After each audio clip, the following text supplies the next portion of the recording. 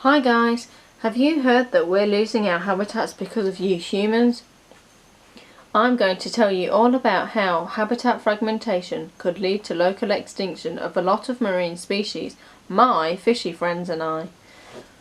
One of the most striking impacts of human development is the replacement of natural wildlife habitat with either agriculture or urban environments.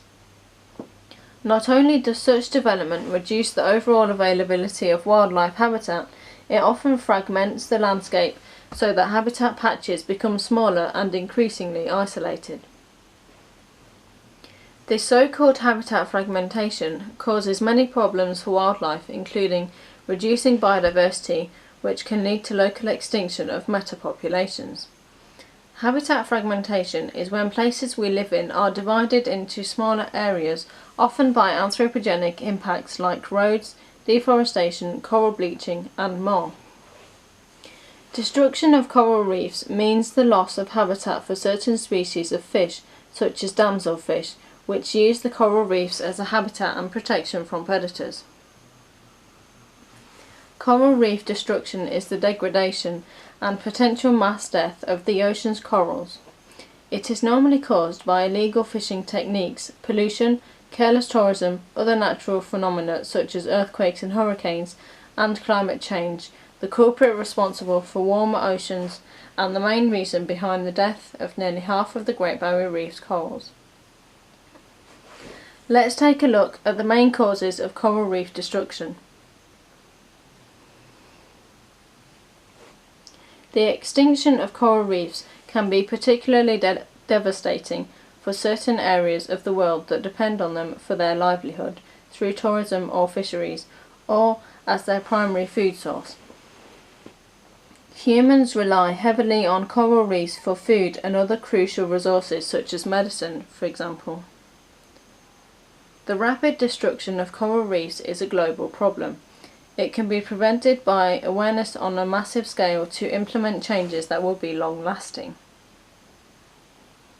Reef bleaching occurs when extreme water conditions cause corals to expel the internal microorganisms that give them their vibrant colours.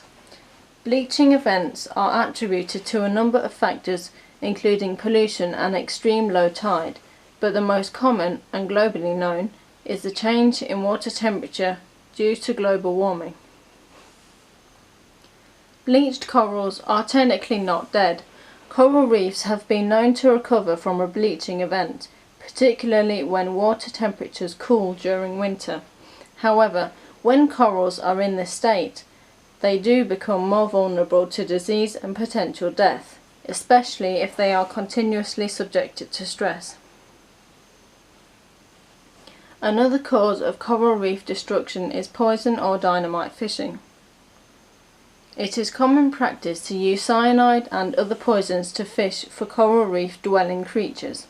The poison is not specific enough to necessarily kill a specific fish, but is used to stun fish that are then used in domestic saltwater aquariums. Although many fish can metabolize the cyanide and will only feel the effects temporarily, this is not true for all coral polyps. When cyanide gets in the depths of the reef, the coral often dies in the cloud of poison. In many developing countries, dynamite or blast fishing is still commonly practiced. This practice consists of fishermen using explosives, usually homemade ones, to make it easier and cheaper for them to catch more fish. Water pollution is another big risk to the protection of coral reefs. Water pollution is probably the most obvious cause of coral reef destruction. Reefs are harmed when oil, fertilizer and human or animal waste are dumped in the area. These elements can eventually change the chemical makeup of the water, but the waste can also block life-giving sunlight to the reef.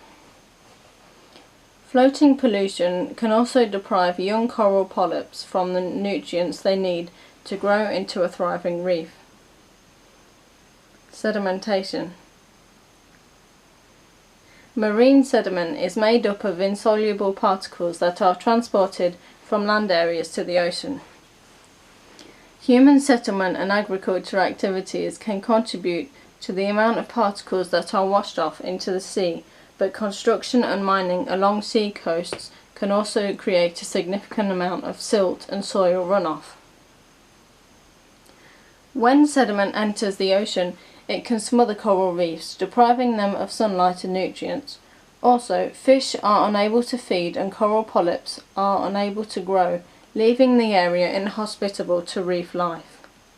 And finally, careless tourism. Increased tourism is one of the major causes of the destruction of coral reefs. The following factors all contribute to coral reef damage and destruction: uncontrolled building and irresponsible business operations, increased discharge of wastewater, careless tourist behaviour. Boats and other vessels used for recreational activities can damage coral reefs with carelessly dropped anchors or accidental grounding.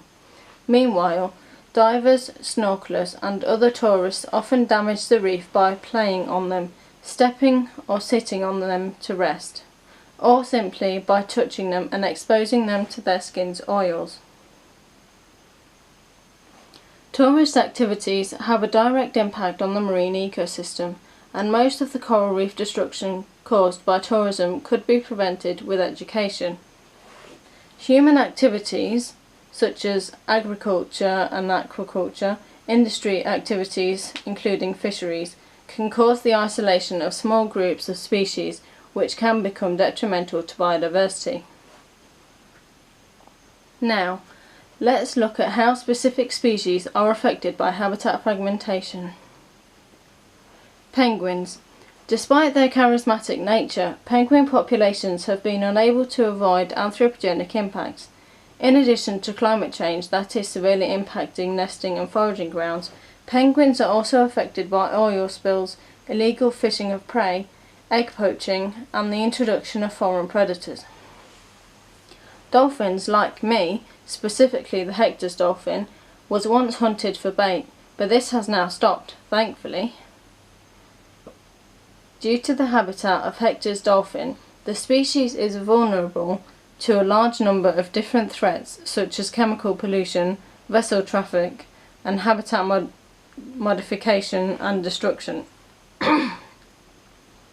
Currently, the main threat to the survival of Hector's dolphins is bycatch in net fisheries, particularly entanglements and gill nets that have been reported to continuously occur throughout the species range. Because Hector's dolphins exist in several individual populations, this increases the risk of local extinctions from bycatch, pollution, or disease. Whales. There are many anthropogenic impacts which affect whales. These include whale hunting and catching for entertainment, such as SeaWorld, anthropogenic noise from ships and commercial fishing nets.